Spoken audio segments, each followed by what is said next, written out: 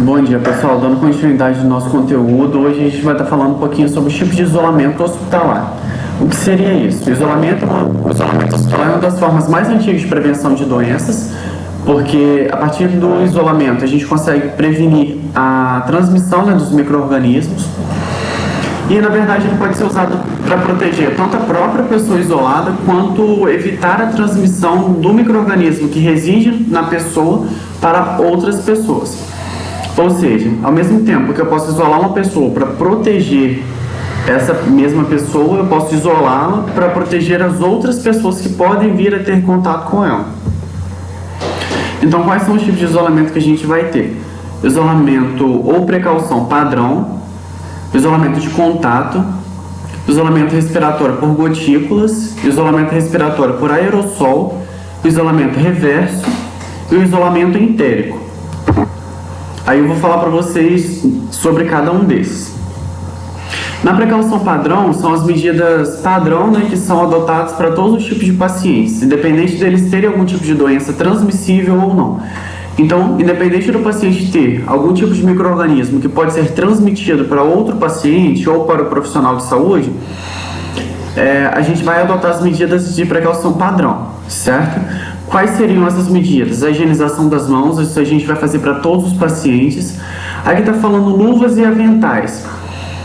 Por que luvas e aventais? Em caso da realização de algum tipo de procedimento que vai expor o profissional a algum tipo de material biológico, como sangue, secreção, coisas do tipo, aí a gente usaria. Óculos e máscara, também a mesma coisa quando a gente é exposto a algum tipo a presença de algum tipo de agente biológico. E a caixa de pérfuro cortante, vou explicar melhor para vocês. Independente, por exemplo, vamos pensar que eu tenho um paciente que ele é saudável, ele não tem nenhuma doença transmissível e tudo mais. Só que só porque esse paciente não tem nenhuma doença transmissível, eu gostaria que o sangue dele caísse no meu olho, que o sangue dele caísse na minha boca, ou que algum tipo de secreção caísse na minha mucosa, boca, olho. A gente não gostaria que isso acontecesse. Até porque hoje não tem como a gente diferenciar, a gente não tem como saber se uma pessoa tem algum tipo de doença transmissível ou não. Porque uma pessoa pode aparentar ser aparentemente saudável, só que ser portadora de algum tipo de doença transmissível. Então, a gente tem que se prevenir, a gente tem que adotar essas medidas de precaução padrão para todos os pacientes, independente dele ter algum tipo de doença ou não. Então, eu vou lavar as mãos para todos os pacientes, eu vou usar máscara, óculos, luva para todos os pacientes, independente de ter algum tipo de doença ou não. A gente vai ter a precaução de contato, que seria o tipo de precaução onde o paciente ele tem algum tipo de micro-organismo que pode ser transmitido para o profissional de saúde ou para outro paciente através do contato. Então, nesse caso, a gente utilizaria a higienização das mãos, a utilização de luva de procedimento, de avental descartável ou capote, que geralmente a gente ouve falar dessa forma.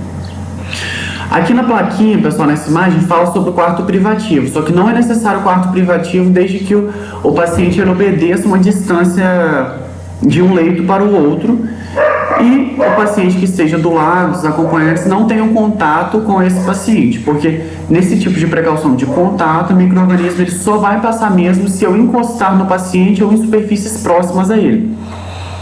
E é importante também que na precaução de contato que a gente tenha equipamentos que serão utilizados somente para esse paciente, de uso exclusivo desse paciente, no período de internação, como estetoscópio, sigma-manômetro, termômetro, coisas do tipo, certo? Então, no final da internação desse paciente, a gente higieniza todo esse equipamento que ficou exclusivo para ele no período de internação e a gente já pode utilizar para outro paciente. Só que no período de internação, o ideal é que a gente tenha esses equipamentos exclusivos somente para esse paciente em precaução de contato. Certo?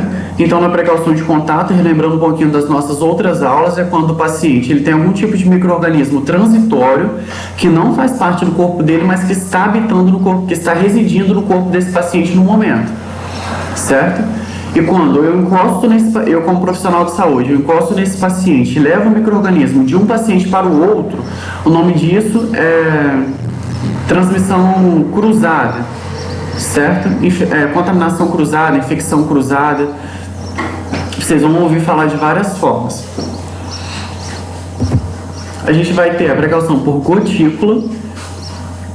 O que são as gotículas, pessoal? Eu já falei isso para vocês, só para relembrar. As gotículas são partículas maiores, são partículas grandes, por exemplo, como a partícula de saliva, coisas do tipo, que podem transmitir doenças através do nosso sistema respiratório. Então, nesse caso, o que a gente teria que utilizar? A higienização das mãos, a máscara cirúrgica para o profissional, a máscara cirúrgica para o paciente durante o transporte dele e o quarto privativo nesse caso. Dentro do quarto não é necessário que o paciente ele fique utilizando a máscara cirúrgica, só que durante o transporte dele para a realização de algum tipo de exame, como por exemplo, seria o ideal que ele estivesse utilizando a máscara cirúrgica também. Por quê? Porque não tem como eu sair colocando máscara em todo mundo que estiver pelo corredor no trajeto que eu vou fazer com esse paciente até chegar no local onde ele vai realizar o exame. Então eu coloco a máscara no paciente para evitar que ele transmita essas gotículas, né, que através das gotículas eliminadas por ele, que a gente possa evitar a contaminação de outras pessoas. A gente vai ter a precaução por aerossol. Aerossol e gotícula são dois tipos de isolamento parecidos, só que diferente das gotículas, pessoal, os aerossóis são partículas menores. Então, muitas vezes a gente não consegue nem enxergar essas partículas, de tão pequenas que elas são. E já as gotículas são partículas maiores, tipo quando, por exemplo, quando a gente espirra, que a gente elimina gotículas. No aerossol a gente já não consegue enxergar. Então, nesse caso, quais seriam os EPIs utilizados? Seria a higienização das mãos, né? Não é um EPI, mas é uma medida adotada em todos os tipos de precaução, todos os tipos de isolamento. A máscara PFF2, que é a N95. Essa máscara, o que diferencia essa máscara da máscara cirúrgica? A máscara N95 ela tem um filtro de carvão ativado, ou seja, ela filtra o ar que está sendo inalado pelo profissional de saúde.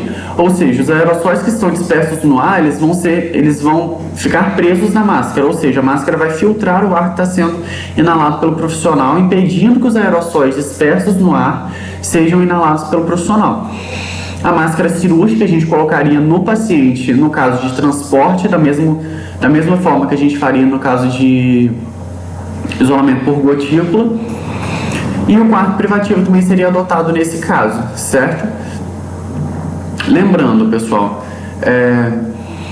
em alguns casos, talvez a gente até recomenda que seja utilizado o capote descartável também nesse tipo de precaução. Porque, por exemplo, eu estou protegendo as minhas vias respiratórias, certo? O ideal é também que a gente estivesse utilizando o óculos de proteção, que nessas imagens aqui que eu coloquei para vocês não fala que é necessário usar o óculos, mas eu indico que é necessário utilizar o óculos sim, porque não é só através do nosso sistema respiratório que a gente contrai alguns tipos de doença, é através das mucosas. Então, através da mucosa ocular, a gente pode adquirir doenças que são transmitidas por aerossóis e gotículas, certo?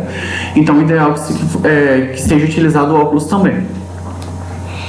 O avental descartável não é obrigatório o uso, mas, por exemplo, eu não estou utilizando o avental descartável. Entro no quarto, aí eu saio do quarto, desprezo os EPIs, depois eu coço o braço, passo a mão no meu braço, passo a mão no meu olho. Então, os aerossóis eles podem não ter vindo para o meu olho por conta da utilização dos EPIs, mas eles podem estar presentes na minha pele. Na minha pele, eles não serão capazes de me causar algum tipo de doença, por conta desse tipo de isolamento ser isolamento respiratório.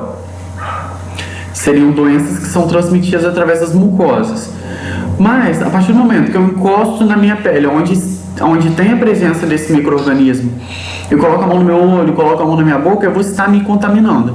Então, o ideal nesse caso também seria que a gente utilizasse o avental descartável ou evitasse ficar colocando a mão nos olhos, colocando a mão na boca, higienizar sempre as mãos para estar evitando essa contaminação. A gente vai ter o isolamento reverso. No isolamento reverso, pessoal, aqui está falando uso de avental, uso de touca, máscara para o paciente, lavar as mãos, uso de luva descartável e quarto privativo. A gente tem que pensar, pessoal, que no caso de isolamento reverso, a gente está isolando o paciente não porque ele pode transmitir algum tipo de doença, a gente está isolando o paciente porque nós podemos transmitir algum tipo de doença para ele. Porque muitas vezes, quando o paciente está em isolamento reverso, ele se encontra no quadro de imunodepressão ou imunossupressão. O que seria isso? É quando o paciente ele tem o seu sistema imune diminuído por conta do uso de medicações ou por conta de alguma doença. Certo? O que seria um caso de imunodepressão? Vou dar um exemplo para vocês. É quando a gente tem um sistema imune diminuído por conta de uma doença. Que no caso, eu poderia citar o HIV. Então, o HIV, né, o vírus que causa a AIDS, ela ataca, ela comete diretamente o nosso sistema imune, destruindo o nosso sistema imune. Então, esse seria um caso de um paciente que ele está imunodeprimido, ele teve a diminuição do seu sistema imune por conta de uma doença. E no caso de imunossupressão, a gente tem a diminuição do sistema imune por conta de uso de medicações, como por exemplo a quimioterapia, a radioterapia, que o paciente ele tem o seu sistema imune diminuído por conta do uso de medicações agressivas para o tratamento do câncer, por exemplo. Então, nesse caso, esses pacientes eles seriam isolados, não necessariamente, pessoal, em todos os casos, pacientes são portadores de AIDS, que fazem o tratamento de algum tipo de câncer, não é em todos os casos, mas através de exames realizados, vão ser medidos a quantidade de leucócitos presentes na corrente sanguínea dos pacientes, que são os glóbulos brancos, os mecanismos de defesa do nosso corpo. Então, em caso de ter esse mecanismo de defesa diminuído, o médico ele pode sugerir, ele pode recomendar que esse paciente entre em isolamento reverso. Ou seja, ele vai ser isolado para evitar que a gente passe e transmita algum tipo de doença a ele. Porque um micro-organismo que pode estar presente no meu corpo, ele pode não causar nada, porque eu tenho meu sistema imune tendo uma boa resposta na presença desses micro-organismos. Então, o meu sistema imune ele consegue eliminar, ele consegue impedir que esses micro-organismos causem algum tipo de doença no meu corpo. Mas já um paciente que está em isolamento reverso, ele pode não ter essa capacidade. Seu sistema imune ele pode não ter a capacidade de impedir que esses micro-organismos que não causam nada a mim, impedir que esse micro-organismo não cause nada a esse paciente em isolamento reverso. Tá aí a importância de isolar esse paciente, certo? E o isolamento entérico, pessoal, seria parecido com o isolamento de contato, que teria a finalidade de evitar a contaminação por via oral. Por exemplo, a hepatite A. A hepatite A é transmitida por via fecal oral, ou seja, ao ter contato com as fezes, depois a gente colocar a nossa mão na boca, colocar a nossa mão no olho, a gente estaria transmitindo a hepatite A. Então, o isolamento entérico teria essa finalidade, evitar doenças gastrointestinais, certo? Então, ele é bem parecido com o isolamento de contato. E, pessoal, é isso. A nossa aula de hoje é somente isso, é uma aulinha mais curtinha, onde eu falo para vocês a forma de utilização dos EPIs para o tipo de isolamento correspondente a ela. Então, eu falei para vocês a precaução de padrão que a gente utilizaria de EPI, nesse caso de precaução padrão, de precaução de contato, gotícula, aerossol, entérico, isolamento reverso. Então, esses são os EPIs básicos que a gente vai utilizar no dia a dia. Na próxima aula, pessoal, eu vou estar falando para vocês um pouco sobre a proteção radiológica. Mas aí vocês pensam, eu não sou profissional da radiologia, então não tem necessidade de saber disso. Só que mesmo os profissionais da enfermagem é necessário que eles conheçam as formas de proteção radiológica, porque no nosso dia a dia a gente vai ter contato com a exposição à radiação, então é importante que todos os profissionais saibam da importância, saibam como utilizar e quais EPIs utilizar nesses casos, tá bom? Espero que tenha ficado esclarecido. Se vocês tiverem dúvida em alguma coisa, vocês podem estar entrando em contato comigo, tá bom? Fiquem com Deus e até a próxima aula.